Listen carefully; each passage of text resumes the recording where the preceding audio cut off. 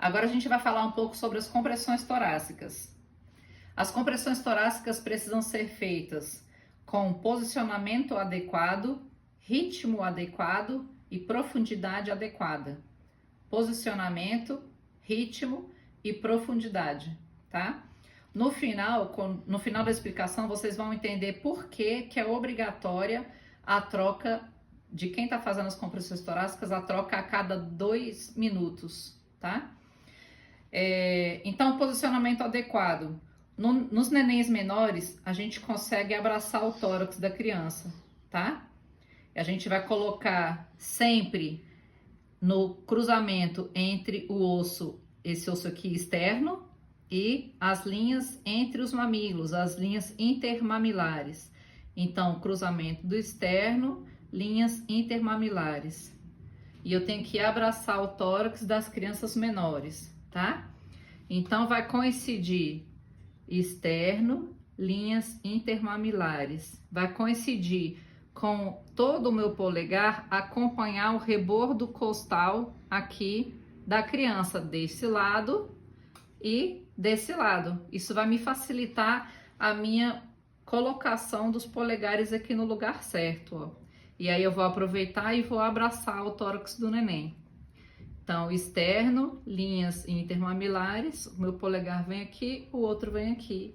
E eu vou abraçar esse neném aqui nas costas. Ó, linha intermamilar, um mamilo aqui, outro aqui. Cruzei em cima do externo e meu posicionamento vai ser esse. Eu não vou mais tirar os meus polegares daqui.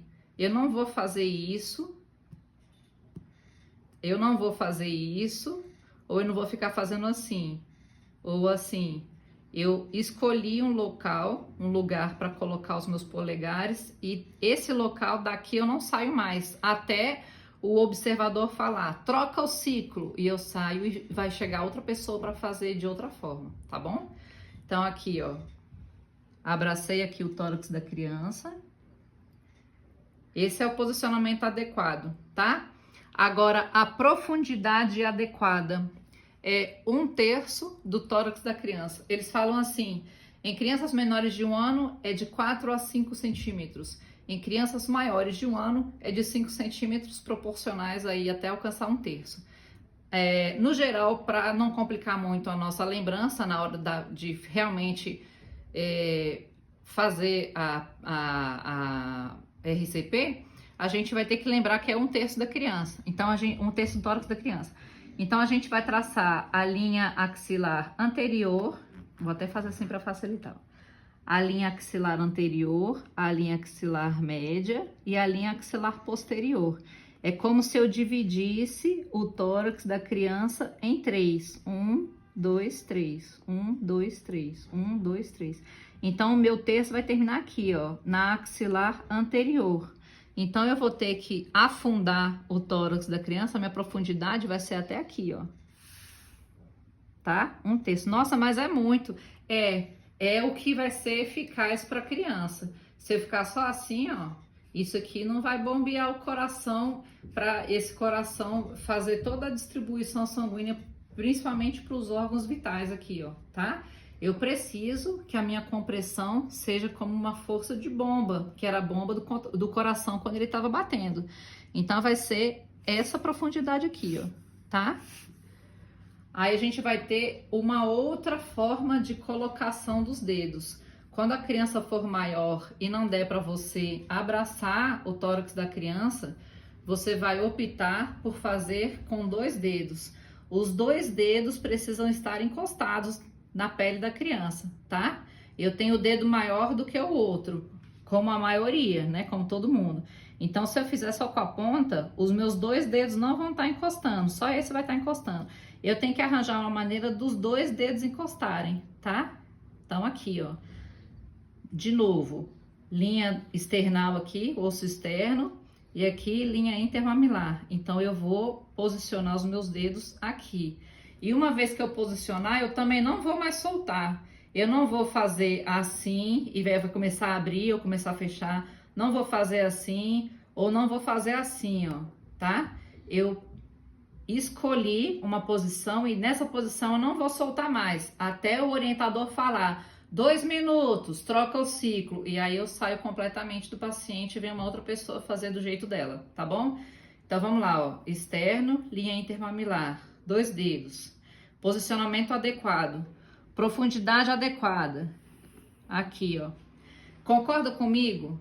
Com 2 mãos abraçando o tórax da criança, é muito mais fácil, o seu gasto de energia físico para fazer esse movimento vai ser muito ou um pouco menor do que você fazer só com uma mão e você vai ter que alcançar a mesma profundidade que você faria com 2 mãos, né? Então a sua força de compressão vai ser maior, mas você precisa fazer essa compressão aqui de ser 1/3 do tórax do paciente, tá? Agora a gente vai falar de ritmo.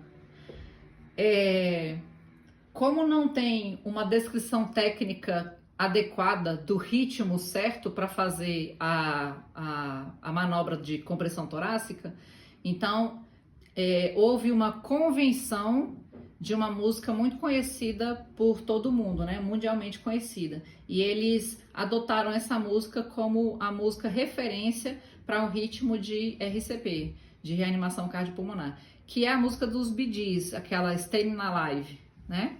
Então, vou fazer aqui, ó, posicionamento adequado, né? Abracei aqui, posicionamento adequado, externo intermamilar, profundidade adequada, e agora vem o ritmo, ó. Solta a música aí, vê se tá certo.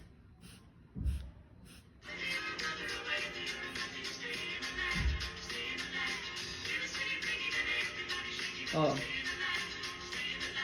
Ritmo, posicionamento e profundidade adequada, ok?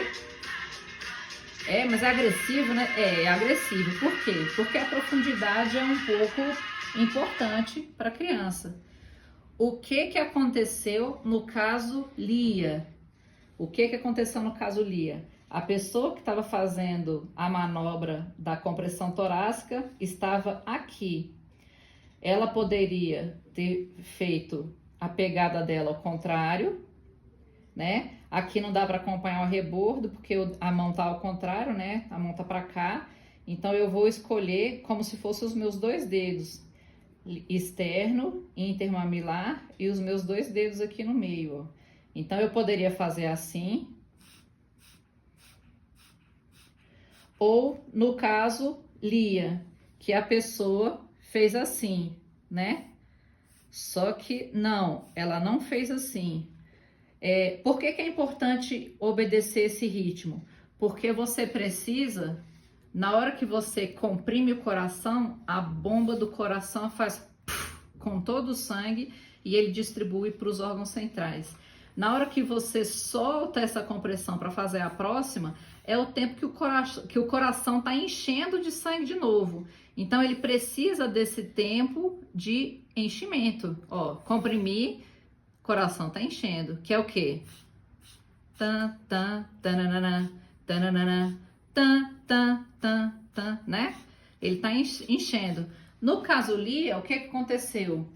A colocação estava certa, o ritmo estava errado, porque não deu tempo de encher, e a profundidade estava errada. Olha aqui a diferença disso aqui. Tan, tan, tan, tan, tananana, tananana, né? Profundidade adequado, posicionamento adequado, ritmo adequado.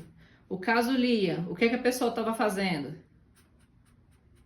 Exatamente deste jeito. Eu fui lá para conferir o que estava acontecendo e estava exatamente desse jeito. Então, mais uma coisa inadequada no caso Lia, tá? Vamos aprender o certo. Compressão torácica, posicionamento adequado, ritmo adequado, profundidade adequada. Posicionamento, interseção do osso externo com as linhas intermamilares, ou polegares, ou 2 dedos. Profundidade, linha axilar anterior, polegares ou 2 dedos, gasto de energia maior. Ritmo adequado, música dos Bee Gees, vamos lá.